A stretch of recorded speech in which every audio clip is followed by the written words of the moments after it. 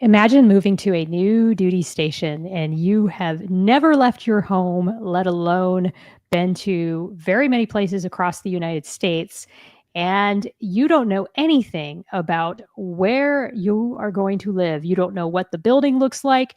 You don't know what barely the base looks like. You can only go off of what you see online and maybe a couple Google reviews that could or could not be true. And for the majority of us who have served in the United States military, that was our life when we would move into a new location. We didn't know if we would have a unexpected roommate, which I did, by the way, who would bring men home. That was an interesting experience.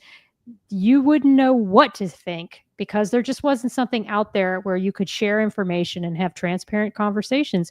But tonight, we're going to be talking to the founder of Hots and Cots, Rob Evans. Rob, how are you doing today? Good. Thanks for having me on. How are you doing tonight? I am doing really well. Thank you so much for agreeing to come on the Stories of Service podcast, Ordinary People Who Do Extraordinary Work. I am the host of Stories of Service, Teresa Carpenter. And to get us started, as I always do, here's an introduction from my father, Charlie Pickard. From the moment we're born and lock eyes with our parents, we are inspiring others. By showing up as a vessel of service, we not only help others, we help ourselves. Welcome to S.O.S, Stories of Service, hosted by Teresa Carpenter, here from ordinary people from all walks of life who have transformed their communities by performing extraordinary work. And Rob Evans is a Army veteran, software developer, and the founder of Hots and Cots, an innovative app created to give service members a voice on the conditions of military housing and dining facilities across all branches. Today, we're going to talk about his own experiences and what inspired him to build a platform that sheds light on serious issues like mold, broken HVAC systems, and subpar meals, but also celebrating the installations doing it right. Since its launch, Hots and Cots has collected over 1,000 reviews, drawn the attention of senior military leaders, and been featured in national media as a catalyst for greater accountability and transparency. This conversation will dive into some of the challenges of military living conditions, the power of technology to drive change, and Rob's mission to improve standards for the men and women who serve our country. Welcome again, Rob. Thank you. So first off, as I always ask all my guests, where were you born and raised, and what inspired you to join the Army? So I was born in New York, and then, like most New Yorkers, we moved to South Florida shortly after. And I was raised in South Florida. I was there till 2008, and that's when kind of everything crashed down, and I relocated up to the North Carolina area. What was the second part of the question? Sorry. Oh, what inspired you to join the Army? I didn't know what I was going to be doing in high school. I was in high school and I didn't know what I was going to do after. Right. My mom said I could go to college, I could get a job, or I could join the military. And that was in 2000 when I enlisted. And those were my options. And an Army recruiter came to the school. We got shuffled into the gymnasium and we had to take the ASVAB, and the recruiter reached out and said, "Hey, what do you think of joining the Army Reserves? It's just 2 weekends or 2 weeks a year, 1 weekend a month." I was like, okay, sure. I don't know what I'm going to do after high school. So junior year of high school, went to basic. And then after my senior year of high school, I finished up AIT. And then actually AIT, I finished my last APFT or physical fitness test on 9/11. Wow. Coincidentally, my class, the AI, my final photo was like the day before, so it was a very unnerving, unsure time when everything was happening. So yeah, that's kind of no real inspiration. My father and my grandfather in the Navy, so I didn't get the message to join the Navy. I decided to kind of go against the grain and join the Army instead of following suit with them. But family, being in the military is kind of in my blood. My mom's stepbrother was in the Navy. He was a pilot. So it's kind of sprinkled throughout my family history of military service. Oh, that's great. And it's interesting because sometimes that's all it takes is just having some familiarity with somebody who has served. Not so much did they encourage you to do it, but at least you knew that it was an option that existed. So you went into the reserves. What was your job in the Army? So it was a 42 Alpha Personnel Administration. At the time, it was a different MOS. They changed the numbers around shortly after I got in, but personnel administration. So I did anything the paperwork wise, folder personnel wise, and then when I deployed with the reserves, I actually was part of the G2. So I was working in the skiff, working on the intel pieces of our big push into Iraq. Oh, wow. So you deployed there. I wasn't in Iraq. I was back at Fort Stewart. So the reserve unit I was in was a garrison support unit. So Fort Stewart, 3rd ID went forward, and then our unit would come in and take over running the base installation. So we would then just kind of Gotcha. plug in wherever, MPs, G2, wherever it may be, JAG, such. I love it. That's a very important role too, so that the people that could do the job go down range, and then there's these people that come in and they backfill for the people that are gone, and that's an incredibly important mission. Did you enjoy it?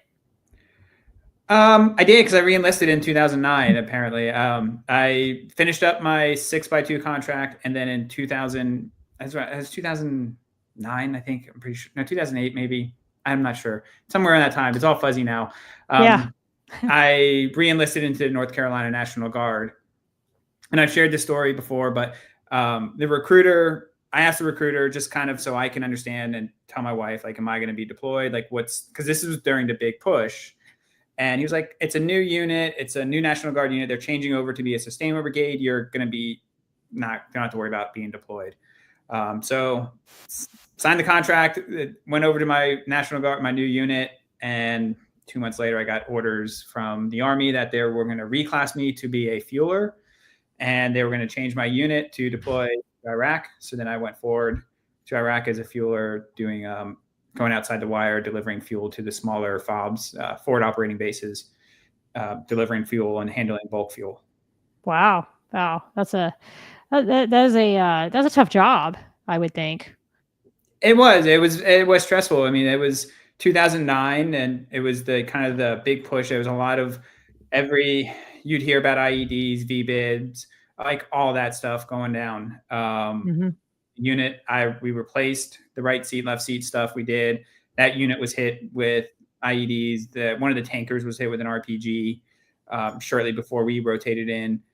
So it was a very stressful time for sure, especially when you're pulling a tanker full of explosive fuel. Yeah, exactly. So, wow. And so how long did you stay in the Army for that second term that you signed on for? So I did another 6 years. So it was 12 years total. And then I had like 2 years in IRR. So it was 14.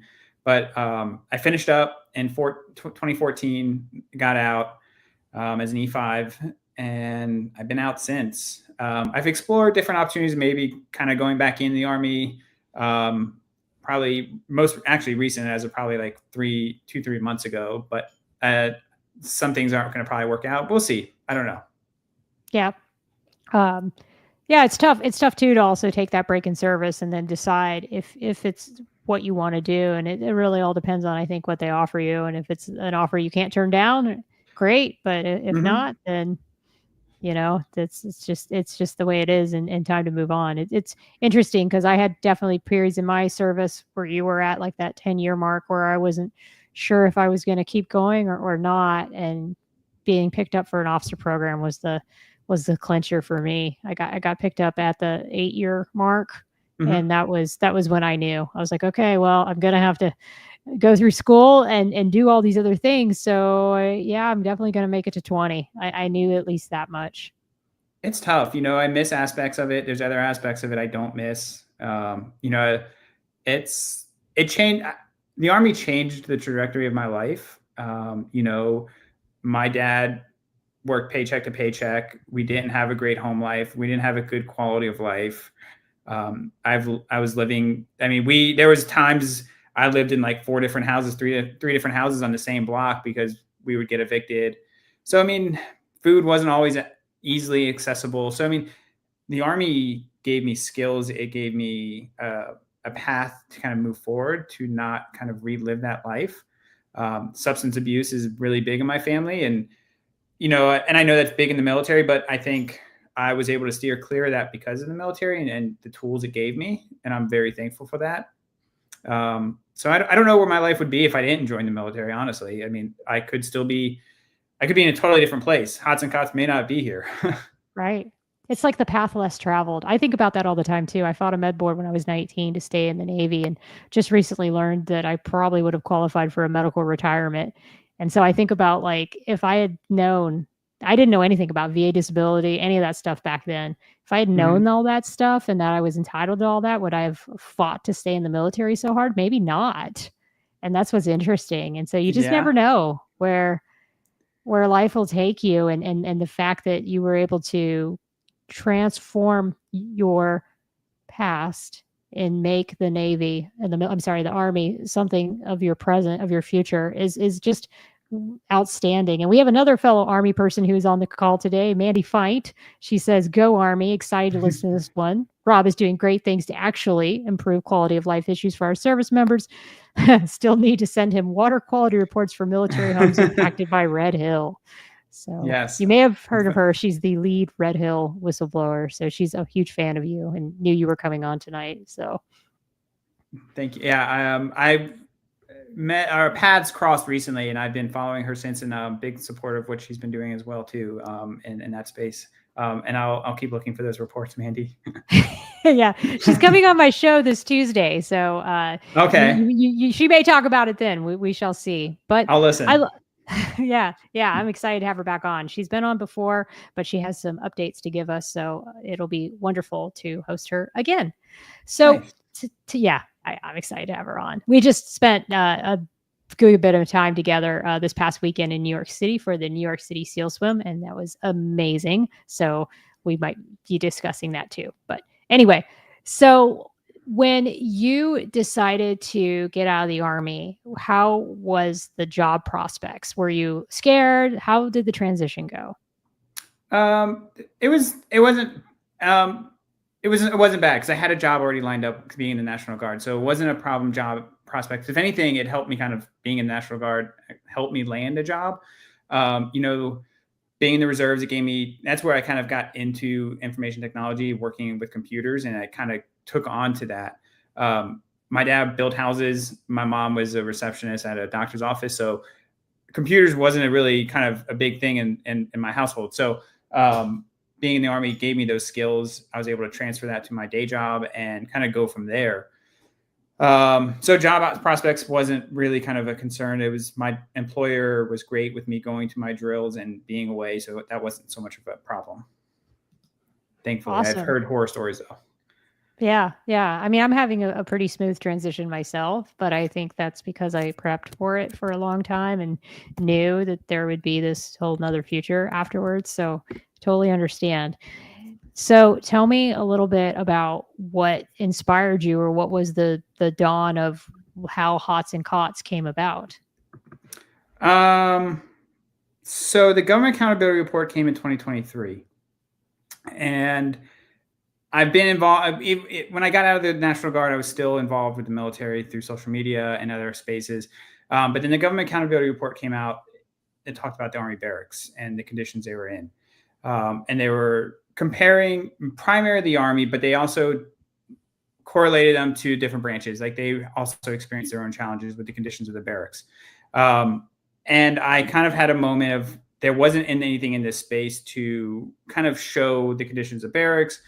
And then in conversation, we went beyond just the conditions of barracks, but there's no tools for junior enlisted to see what their barracks will be like when they're PCSing or they're going to a new duty station, whether that's Army, Air Force, whatever branch you may be in. If you're family or you're accompanied or you're an officer or you're going to go, you have a situation where you can live on post, you have more resources to your disposal. You can see work order history. You can see your layout of your home potentially. You have a tenant bill of rights as well. And you don't get that if you're going to the barracks. Or do they call them barracks in the Navy? They do. They do. Okay. So barracks, or in the Air Force, they call them dorms. You don't have that. Like you have the option to maybe deny and not sign for them if you're the Air Force, from my understanding. But if you're in the Army, you don't really get that.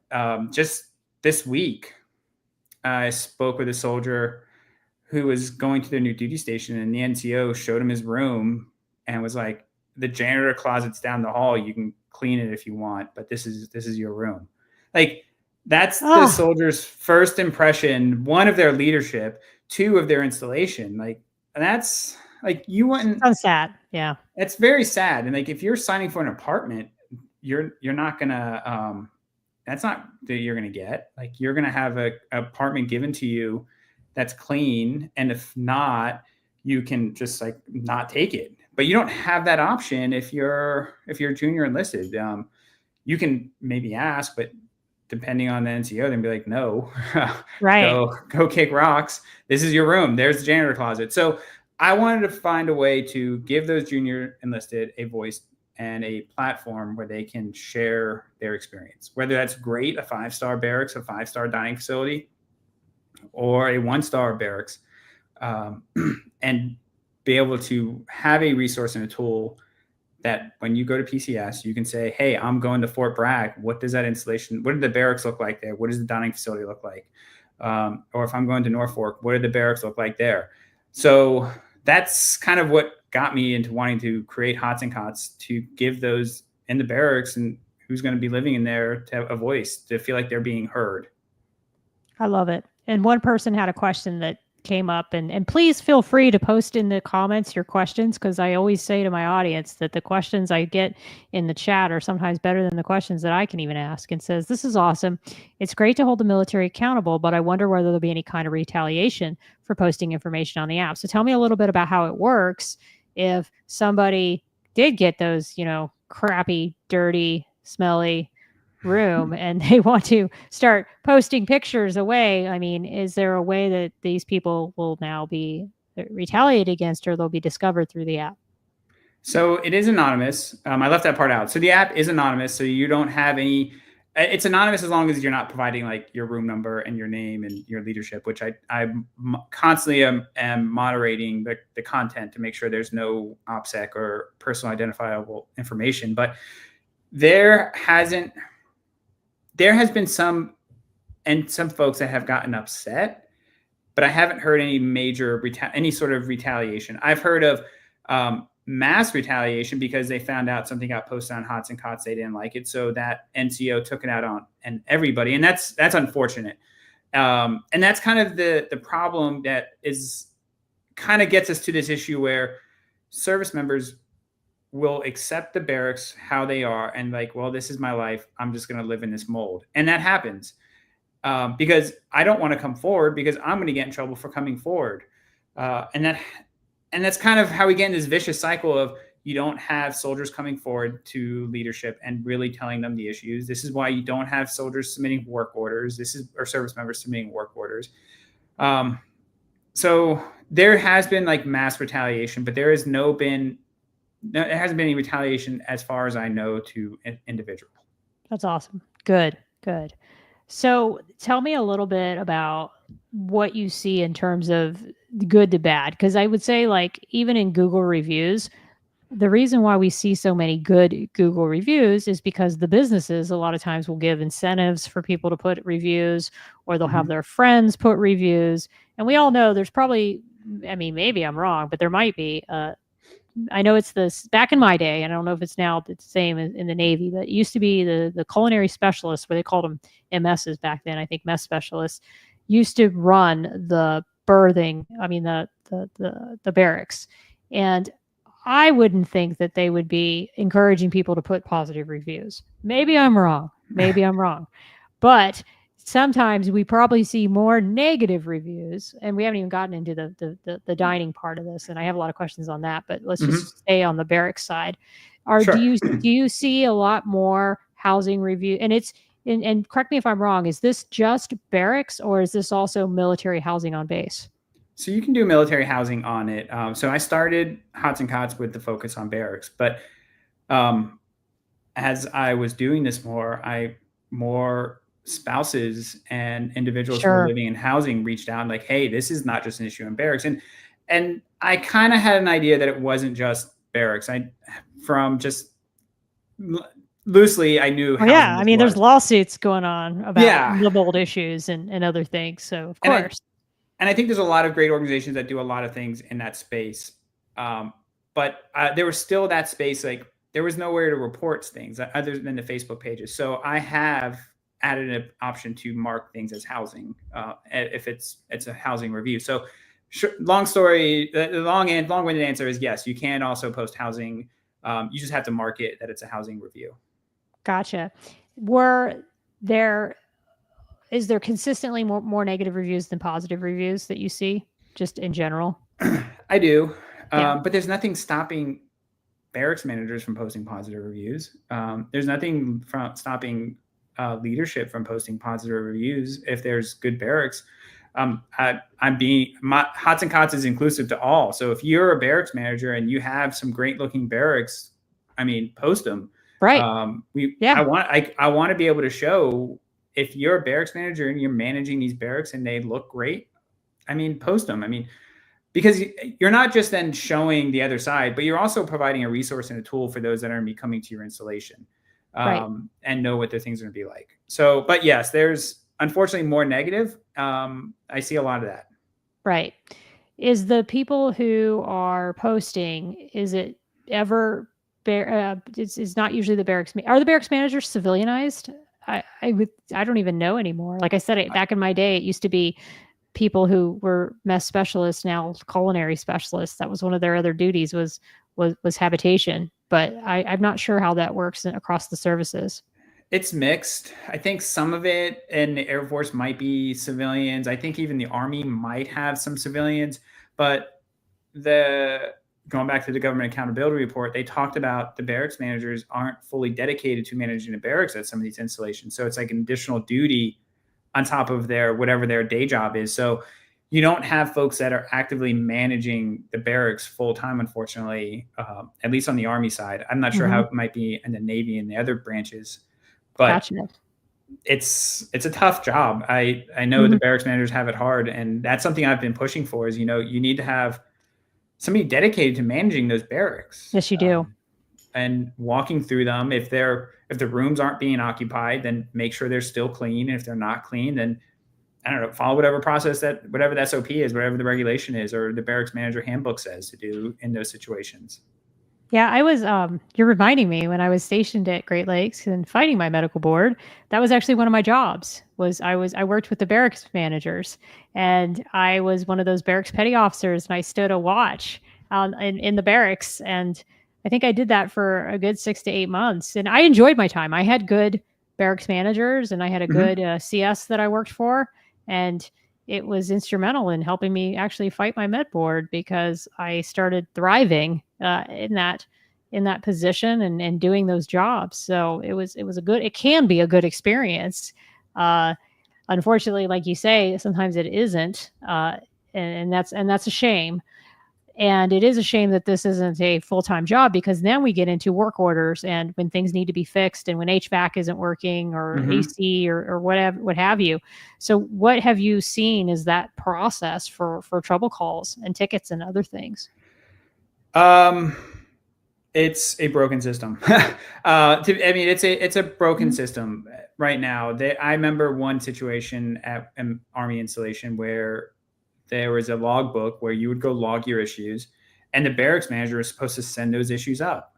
In this case, it was broken AC, and I think there was, 20 logs in the logbook of the AC not working. And it got sent up to Hots and Cots, and I posted on social media, and there was nothing being done about it. And the sergeant major actually reached out from the installation and was like, "Hey, can you get me the information on where this was or where this is happening, and I'll address it." And he did. He took care of it. But soldiers aren't submitting work orders. And I've seen that also in the Navy. They submit work orders and nothing gets done. They just the tickets will automatically get closed. There will be no response from DPW or whoever is managing the work order system. It could be, I can sum this up as there's no trust in the system to have those issues resolved. Right. And it shouldn't take an outside app that's got nothing to do with the military to be the thing that gets people to do things. It reminds me of how sometimes it's the media report or the podcast that Mm-hmm. gets the military. Bradley Geary comes to mind, Sean Ryan, where certain actions happen because somebody goes outside the lifelines and works with someone like yourself, and then something gets resolved. And that's not the way we want to see problems get fixed. It's not. There was 2 weeks ago. I had a report come up at an installation, and the room was the ceiling was covered in mold. And the soldier just accepted it. He's like, "This is my room. I'm just gonna accept this." And it got reported on Hots and Cots. And I think the comment was even something like, "They're just gonna paint over it." And maybe like 3 hours later, I got a call from the installation. The sergeant major of the installation got a hold of my number from a mutual, and he's like, "Hey, can you find out where this is, and so we can address this?" Which kind of goes back to the repercussions. I think soldiers want to get these issues resolved, and they're willing to come forward if, one, it's a safe space. I know some may not like that word, but as long as they don't feel like they're going to be retaliation, Right. and the soldier came forward, they got the soldier moved, and that was it. That was kind of it. There was no retaliation. The soldier didn't get like a counseling or anything, as far as I know. So I think soldiers want to get issues resolved. The problem is leadership at a higher level aren't aware of these issues. And that's where they just don't trust the system. And I think they don't trust the system, but then there's also kind of no checks and balances of what's happening. There was a question about Secretary of the Army and how that conversation went. Right, exactly. And it went well. And something I shared with him was, what does that satisfaction survey look like for Department of Public Works on those work orders? I go to the dentist, and within a couple hours, I'm getting a text like, "Hey, how was your service? Rate us from 1 to 5 or whatever." Like, is that being done for barracks work orders? And if it is, what does that survey look like? And if they're getting a customer satisfaction survey, is it being looked at for when it comes time for contract renewal or looking at the process in and of itself? Because right now, I think DPW on Hots and Cots has a rating of 1.4. I don't ever really hear a great positive experience with Department of Public Works. Yeah. And we got a couple other people that are chiming in. Mandy is again. Also, the House Armed Service Committee formed a special military quality of life panel in early 2023. Have any of the congressional leaders from that panel reached out to you? Not directly. I've had some indirect interactions with them and some of the staffers. And I've met with, it was December, I was able to go and meet with some of the members from the panel, and it was kind of in passing and chatted with them for a couple minutes. And then once I returned home in the new year, I was able to meet with some of their staffers and chat with them. But, I think those interactions and the conversations have been well, but I don't know. Yeah, I understand. It's the whole system is just, I don't quite understand why this needs to be a difficult thing. Yes. Well, what it is it just needs attention. And Yes. Attention is not being given to those issues other than when there's a nasty news story about one particular issue on one particular base. It reminds me of, you might have remembered this. It's a Navy issue. Of course, I know Navy sometimes more than other services, but it was when, I want to say it was the GW, but I can't remember the exact carrier, but it was the issue with habitation when we were in the yards, and soldiers or sailors were literally sleeping in their car because they couldn't live in the horrible conditions in the barge or the conditions on the ship because contractors were in and out. It was loud. It was, there wasn't any ventilation. And then they didn't want to sometimes even drive home because they couldn't park anywhere near the ship. So there was that issue. So those are the kinds of issues that get a lot of attention. And then we fix that issue for that one ship.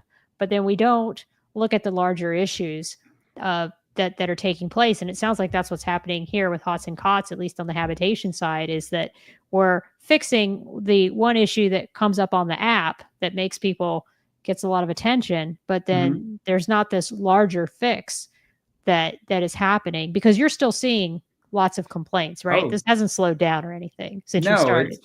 No, not at all. you were perfectly described. They're doing whack-a-mole with these issues, and as of 2020, there's like a $200 billion maintenance deficit, and it doesn't help when facility maintenance is underfunded, but then also that money is taken and diverted to other areas of whatever that mission may be. Mhm. And, people talk about colors of money and different pots of money. And I think that's a very convenient argument when it's in their best interest. Mhm. Whoever the administration is, whatever it is, but you can't keep taking money from facilities maintenance and then expect these issues to get fixed. They're just going to pile up. And Right. this is like an issue that takes on their mental health, depression, substance abuse. I mean, these are things that the Government Accountability Report, the Department of Defense IG report talked about. The poor quality of life does make an impact on their mental health, and you can't have a warfighter if you don't have the great mental health space. There's more than just things that go boom. To be a warfighter and to be lethal. What got you to learn? Like, how did you know how to do this? Did you just because you had the training from the military, but did you have to just teach yourself how to build an app? Yeah. I did. Well, I wanted to get into software development because of my day job. I wanted to transition. I was more kind of customer support. I was in software development more on the support side of things. And I wanted to get into actually the part of writing the code to progress my career and such. So to do that, I just self-taught myself how to write apps. And I wrote a bunch of different apps prior to Hots and Cots. And, writing an app is just one aspect to software development. The other thing is getting users to trust you, the maintenance of the app. There's a lot that comes with app development. And that was kind of a learning path as well. Sure. And then Hots and Cots came about, and it kind of just stuck. I honestly didn't think it would stick around as long as it has and get the attention it did. I figured like it would make a splash and then maybe 6 months it would kind of die down. But 2 years now, it'll be 2 years October, and I'm still here, and I'm making progress in the sense that I'm making an impact on people's lives, and I'm helping service members across different branches to get a better quality of life. I love it. I absolutely love it. Was there anything, I mean, I heard in your story that you definitely grew up in an environment that may not have been as stable as possible. And do you think that played a part in you wanting to take on this problem set? Yes. And I think also I like helping people. Everyone joins the military for different reasons. And when I look back on why I re-enlisted into the National Guard was, I'm sure I saw the commercial. Like, I don't know if I did, but like part of the appeal to National Guard is you're helping your community. You're helping the people you live with. And that didn't really work out with me going to Iraq, but I like helping people and making an impact on people's lives. And I think that's where I find myself with Hots and Cots. Like, I'm making an impact. I'm helping people. And I like that. Yeah, you definitely are. So let's transition to the dining side. So and also, where did you get the idea for the name Hots and Cots? Like, where did that come from? So one, as I found out, not a lot of people know what Hots and Cots means. It's 3 hots in a cot, and that's what you're guaranteed either going to prison or in the military. So Hots and Cots is kind of spitballing with some friends and folks, and that's how we came about with Hots and Cots. So if you're not sure what Hots and Cots means, that's what it means. You're supposed to be guaranteed 3 hots in a cot. As I'm finding out, not everyone's getting 3 hots in the military, and sometimes a cot is debatable. Yeah, exactly. So tell me a little bit about what the experience has been like on the dining facility side. So for those of you who are not military, but most of the people who watch this podcast do have some military affiliation, every military base has its own chow hall or dining facility. And tell me a little bit about what that has been like to manage that, because I also have another, nasty Graham story. I think it was the Theodore Roosevelt when it pulled into Guam during the COVID outbreak. There were lots of people who were not given the best meals, and food, and nasty looking food in a picture is never a good thing. And I think it was some just moldy or white bread sandwiches that were wet, and cheese, and Oh, that did not go over. And in a gym that where people were, of course, not social distancing, and that went over pretty poorly in the press, and I believe was that in the letter that got leaked, that Captain Crozier wrote, were instrumental in moving people to hotel rooms that at first the governor was saying no to. So again, this is sometimes how problems get solved, is through the media and through outside sources. So tell me a little bit about what it has been like for you to see some of the issues on the dining side. It's mixed. You know, the ratings on dining side is higher than what I see on the cot side, but you know, I've seen it all from uncooked chicken to food, just no food available. Um, there was a big picture that went around in probably November where soldiers showed up at the dining facility and it was just lima beans and toast that they had.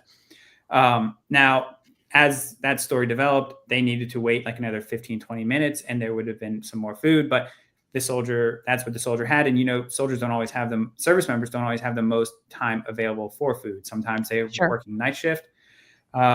So I have seen a lot of things on the food side, some really great things. I've seen the Army. I don't know about how it is on the Navy, but there's been a big push on the kiosks, and there's been a lot of times where soldiers show up to the kiosk and there is no food available. What is a kiosk?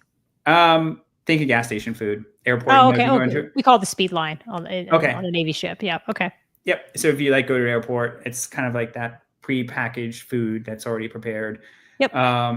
Not the best, you know, there's a regulation, there's a joint regulation. I think it's 40-25, where it outlines how many calories you're supposed to get based on your age, your job, your sex. And we found that the kiosks don't really meet those standards.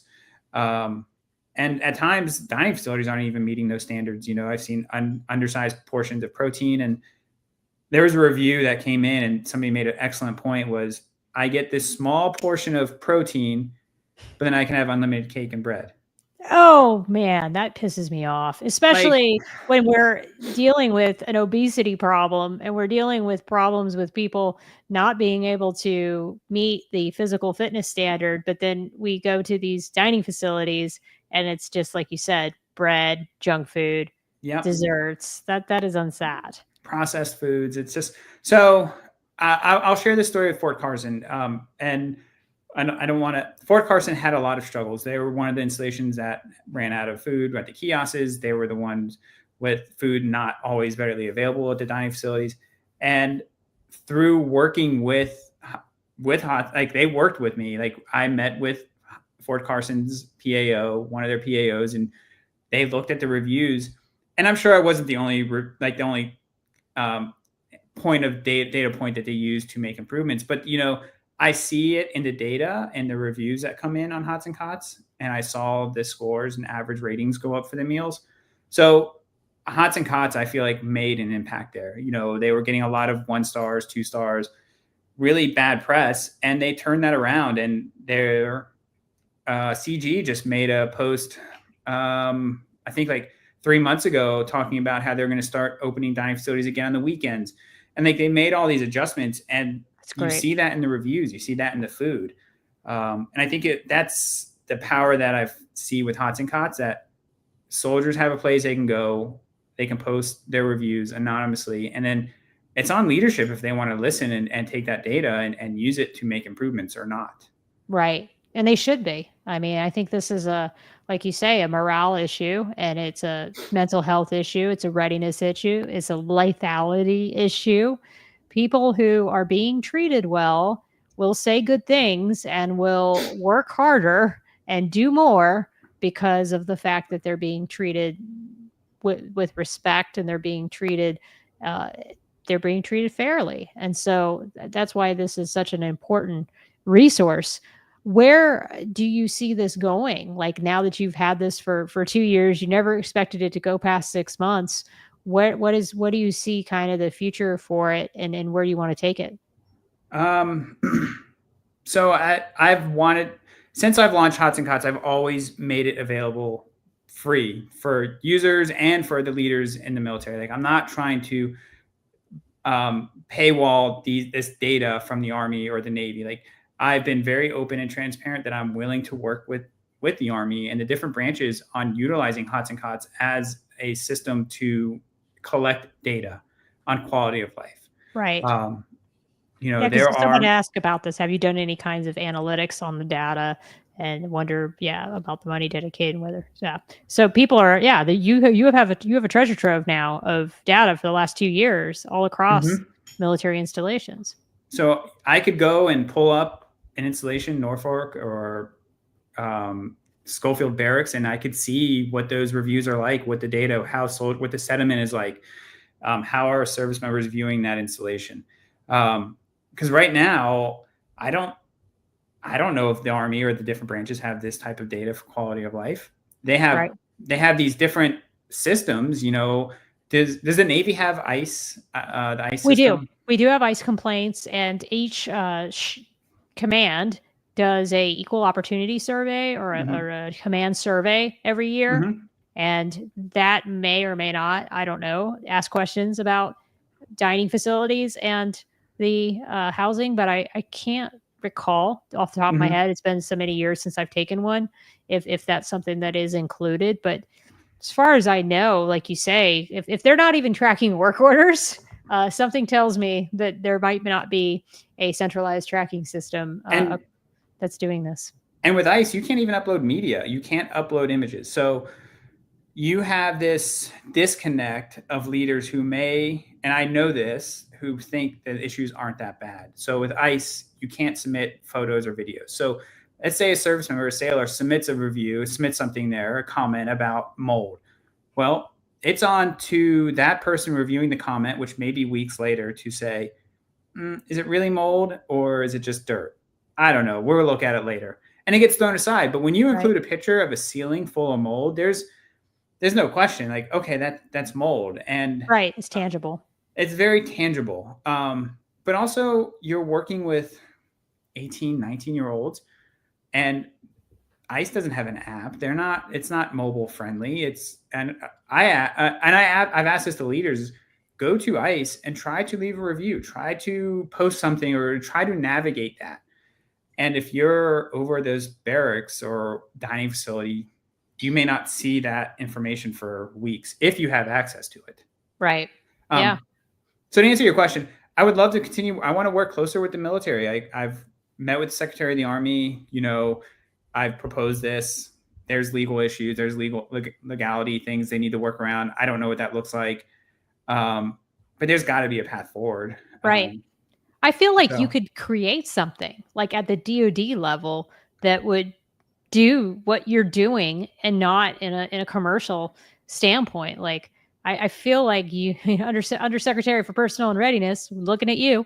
I mean, honestly, like to me, this is a no-brainer that you should be taking a DoD contract and creating something that is an app and that is a DoD app that people could use and upload videos and photos. And this would, I think, help a lot of people. And then on the back end, there could be those analytics that are fed directly to DoD. So this is a fascinating topic. And like you said, I really hope that the House Armed Services Committee, who has a special military quality of life panel, I really do hope that they take a look at this podcast even, or other because gosh, Rob, you've been on, like, how many shows have you been on? I did some Googling of you before the show, and I was like, holy crap, he's been on a lot of podcasts. Yeah, I've lost count of how many. I have been on a lot, and every time I put the offer out there, like, I'm here. I want to work with you, at the DoD. Like, I'm not trying to. I have a solution. I'm not trying to sit in the sidelines and just throw shade. Like, I have a solution. I want to work with you. Like, open a contract. Like, open a contract, and I mean, I'll go apply for it. I have the proper codes and needs to do that. Yeah. And somebody mentioned, like, I imagine they've got filtered data. So I don't know about the other branches, but I know for a fact that right now the Army does not have that data to the extent of knowing like the mold situation in barracks Sure. from at the high levels. Maybe at like the company level, they might have some data on work orders, but for those that make a decision at the Pentagon and such, they don't. At least on the Army side, they don't have that detailed data. Right. And that's what I love about what you're doing, Rob. The best kind of advocates and the best kind of change agents are the ones that are not throwing stones from the sidelines. They're not the ones who are saying, I hate the military. Oh, down with everything. Because that's not going to get you anywhere. No, and somebody it was I think it was an old NCO. It's like there's a difference between complaining and then voicing your issues and coming with a solution. Yeah. So I've voiced the problems. I've voiced what's working, but I have a solution just to kind of address these issues because the government accountability report it was an NDAA line item to start tracking the conditions of barracks. So it was in FY25 NDAA. So it's there. There's a line item for this, and Hots and Cots is doing. I'm doing exactly that. I'm tracking the conditions of your barracks and your dining facilities. Right. And I'd be very curious if anyone has investigated or done that particular line item and who is in charge of that line item and where does that line item stand today? Those are all beautiful questions that I can't get an answer for. Of those that I have conversations with at different various levels, nobody can give me an answer on that, unfortunately. Yes. Unfortunately, sometimes laws get passed and there's a difference between laws being passed and laws being acted upon and enforced.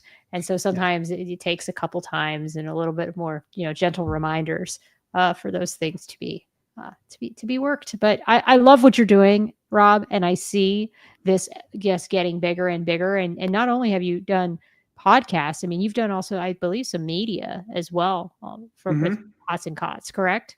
Yes. There was a big article that came out with Task and Purpose in January, I think, about how service members are turning to social media. I was military.com. I was in some of their articles, NY Post, I think it was NBC. So I've been in various platforms of the media. And awesome. Yeah, I know I met with the Secretary of the Army, so he knows about Hots and Cots. And I know the Secretary of Navy knows. I don't know about the Air Force or the Coast Marines. Guard. Yeah, what about Marines? Yeah, Air Force, Marines, and Coast Guard. No communication yet, but there's always hope. And there's always hope. So I see it as this is just going to continue to grow because you've got the right intentions and you've got the right attitude on how to fix it and where this needs to go to be fixed. So I love it. And I thank you so much for bringing this app to our military audience and bringing it to the Stories of Service podcast. And I hope that more people will check it out and more people in the most senior positions of military leadership will give this issue the attention that it deserves. Is there anything that I didn't cover down on or I didn't ask you that you'd like to share? Yes, actually, I want to talk about real quick about the leadership dashboard we just released. So, we talked about Hots and Cots being a place for service members to kind of rate their situation. And that was my intent when I started. And it wasn't until a commander at an installation reached out and like, hey, we got this issue addressed, but can we update the post? And very early on, I found ways to kind of close the loop on issues because service members are going to go to social media and post things, but there's no closed loop on that situation, whatever that may be. So recently we launched a leadership dashboard where we verified and vetted certain leaders that have good intentions to kind of try to weed out toxic leaders because we know they're there and they can engage with these reviews in a moderated way and still everyone remain anonymous. So this is just another step in trying to find solutions to these issues. So it's great. And it works like this is a negative review comes in, a vetted leader who's at that installation can see that review and they can respond. And then myself or whoever's on the Hots and Cots team would vet that comment to make sure it's not something like this isn't our issue, or you're a bad service member, or something negative. And it's an actionable comment, and it's something to bring a solution, and we can improve it or we can reject it based on the comment. So it's just another step in Hots and Cots of us moving forward to try to improve the quality of life and get service members into a better situation. I love it.